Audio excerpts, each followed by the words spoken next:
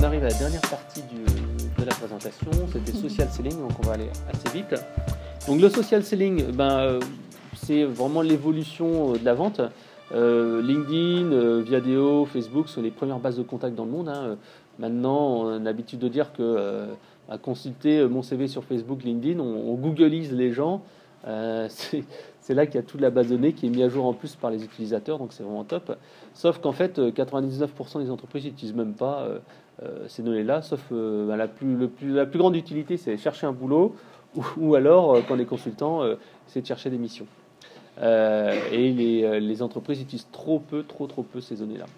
Donc le but en fait, c'est d'exploiter ces données-là avec plusieurs systèmes. Le premier en fait, c'est ce qu'on appelle les 6 degrés de séparation, c'est-à-dire que on est normalement relié à n'importe quelle personne dans le monde avec 6 degrés de séparation. C'est-à-dire que en théorie, ils l'ont fait d'ailleurs avec des tests, c'était envoyer une enveloppe à une personne donnée à l'autre bout du monde. Par exemple, si je voulais envoyer une enveloppe à Obama, on va dire, voilà, normalement, avec 6 degrés de relation, je suis capable de l'envoyer.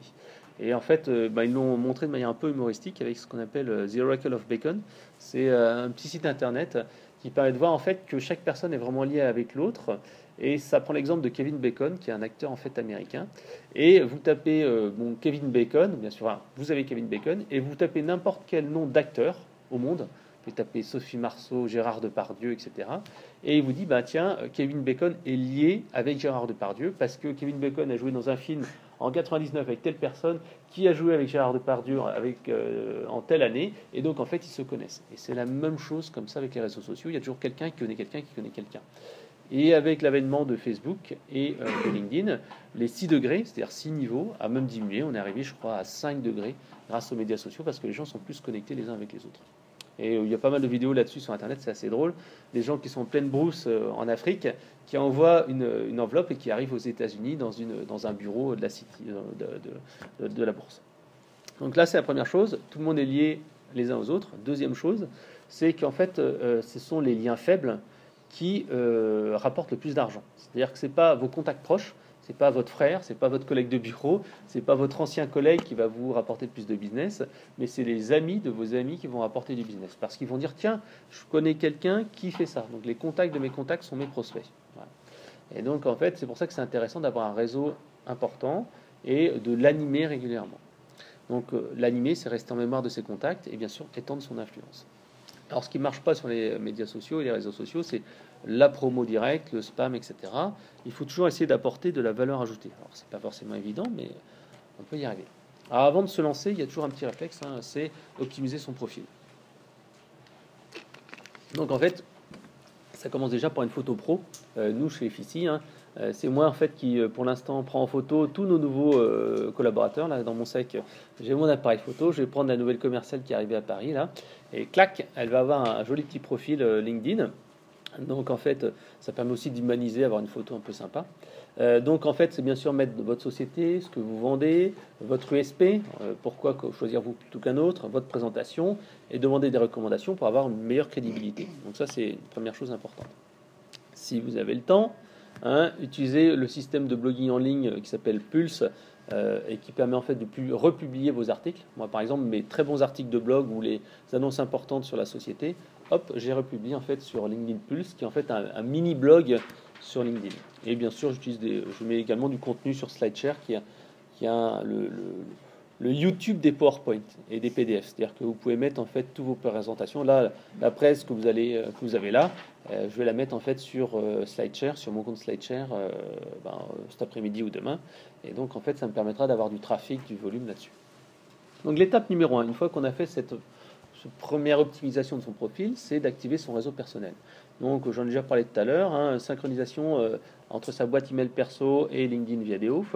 Alors généralement il faut le faire 2 fois par an, moi je le fais à peu près 2 fois par an, parce qu'en fait entre temps on a des contacts réguliers qui arrivent dans l'entreprise. Il ne faut pas se dire tiens je l'ai fait il y a 3 ans c'est fini, non, vous avez des contacts, vous envoyez des emails. Donc moi ce que je fais c'est quasi systématiquement, moi j'utilise Outlook et j'utilise Hotmail.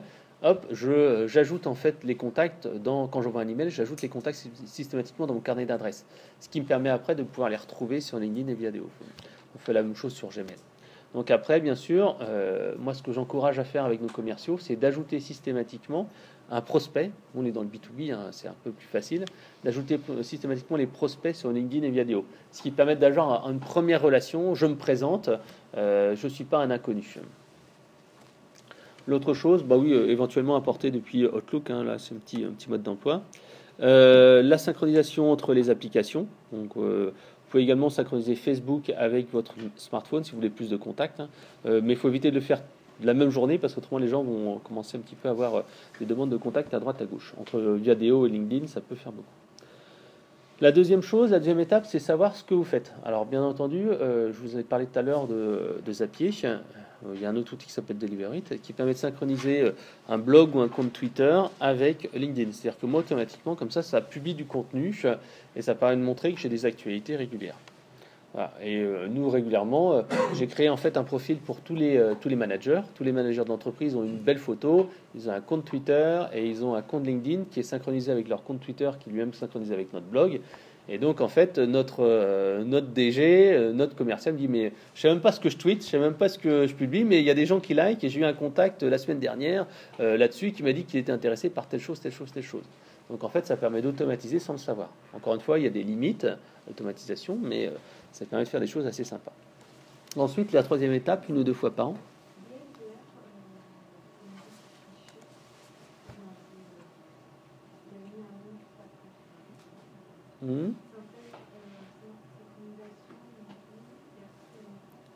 Alors, c'est Zapier, c'est un outil que j'ai présenté au début qui permet en fait de synchroniser des flux RSS avec un compte médias sociaux. Là, par exemple, c'est un compte Twitter avec un LinkedIn, mais je peux le faire avec un blog avec un LinkedIn, un blog avec Facebook, etc., etc.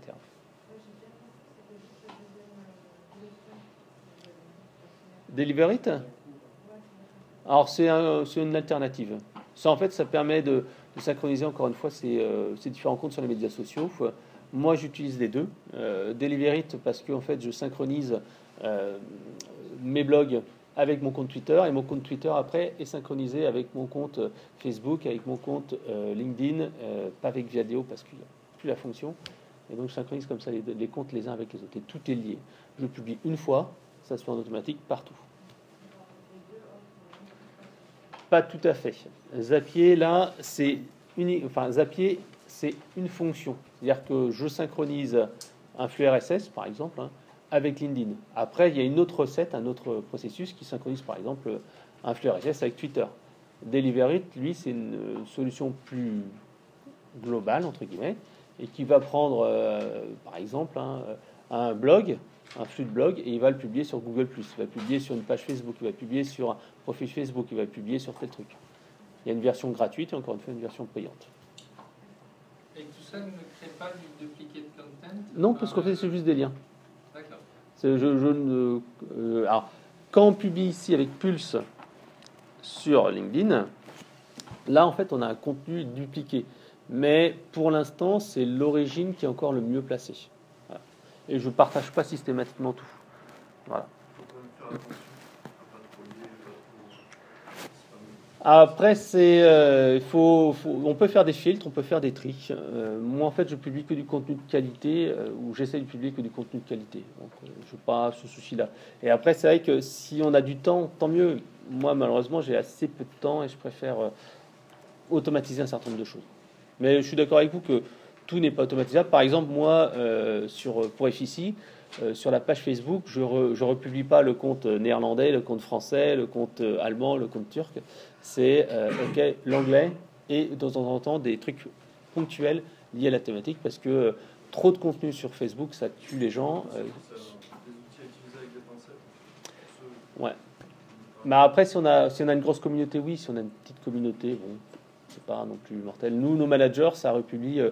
Ils ont choisi de republier sur LinkedIn uniquement les contenus anglais, pas les contenus français. Les gens sont vite identifiés comme étant des services automatisés, que c'est pas vraiment... Mais en tout cas, c'est assez utile. Alors après, 1 ou 2 fois par an, moi ce que j'aime bien faire, c'est donner de mes nouvelles. Alors généralement, je le fais à la nouvelle année ou avant l'été ou pendant l'été. Donc en fait, j'extrais mes contacts de LinkedIn et tout simplement, je les invite. Je dis bonjour, bonne année. Je vous écris parce que nous sommes en contact sur LinkedIn. Je vous propose de vous inviter à un web séminaire intéressant où je vais faire ça, ça, ça, ça, ça. Si je vous ai dérangé, n'hésitez pas et je vous en supprimerai de ma liste et je vous enverrai plus jamais de message. Donc en fait, ça marche pas mal quand on apporte de la valeur. En fait, il y a juste un petit extract qu'on peut faire comme ça depuis LinkedIn et hop, on a un fichier CSV. Il faut toujours faire un tri. Moi, je fais un tri dans ce fichier-là parce que je ne vais pas envoyer à mes collègues de bureau, etc., etc. Donc, je fais un petit tri. Je ne fais pas du mass mailing là-dessus. Voilà. Alors ensuite, l'étape numéro 4, on est plus en fait dans la prospection. Donc, comme je le disais précédemment, vous pouvez utiliser le moteur de recherche de LinkedIn. Par exemple, directeur commercial Paris. Et vous pouvez les contacter en rentrant en contact de manière directe. Mais faut éviter tout ce qui est bonjour, j'ai vu que vous étiez sur Paris, on fait une promo sur tel truc. Ça ne marche pas. Il faut bien sûr apporter de la valeur ou essayer d'avoir une petite conversation d'abord. L'autre possibilité, c'est de passer par la société. Par exemple, je cherche en fait les mutuelles et je vais avoir les pages entreprises et ensuite, grâce à ça, je vais identifier les bons interlocuteurs dans l'entreprise. C'est deux méthodes. Soit en fait, je passe par les contacts, soit en fait, je passe par les entreprises. Voilà, donc après, vous pouvez aussi faire des recherches et les sauvegarder. Et à ce moment-là, vous avez une alerte, par exemple, sur tous les nouveaux directeurs marketing qui sont nommés en France, ou à Paris, ou à Bordeaux, ou à Marseille. Et voilà. Et après, si vous ne voulez pas utiliser LinkedIn pour les contacter, rien ne vous empêche d'utiliser Twitter. Dire, tiens, je vous ai repérer le nom de la personne, la rechercher sur Twitter et dire tiens, je vous propose de télécharger mon livre blanc qui est moins intrusif qu'un email de LinkedIn ou un email classique. Voilà. Bien sûr, après la recommandation, moi ça m'arrive aussi régulièrement. Des gens me disent tiens, tu connais Bidule, est-ce que je peux l'appeler de ta part ou est-ce que je peux lui envoyer un email de ta part? Ce qui marche également très bien. On parlait tout à l'heure de Sales Navigator. Voilà. Donc vous avez un essai gratuit d'1 mois, vous pouvez l'arrêter quand vous voulez. Et là, vous avez plus de critères de recherche, vous avez des alertes, etc., etc. Donc, en fait, c'est un outil supplémentaire et qui est 100% légal, qui est proposé par LinkedIn. Voilà. C'est un abonnement par personne? C'est un abonnement par personne. Et après, vous avez la possibilité de travailler en équipe. Et à ce moment-là, vous avez une version team où il y a, je crois, je ne sais pas s'il y a une réduction de prix ou quelque chose comme ça. Mais c'est vrai que les commerciaux, chez nous, ils préfèrent plutôt utiliser chacun leur outil. Il y a une offre team. Un réseau, ça s'entretient. Moi, ce que je dis toujours, un réseau, ça vit. Vous ajoutez les contacts suggérés, vous ajoutez les contacts que vous rencontrez.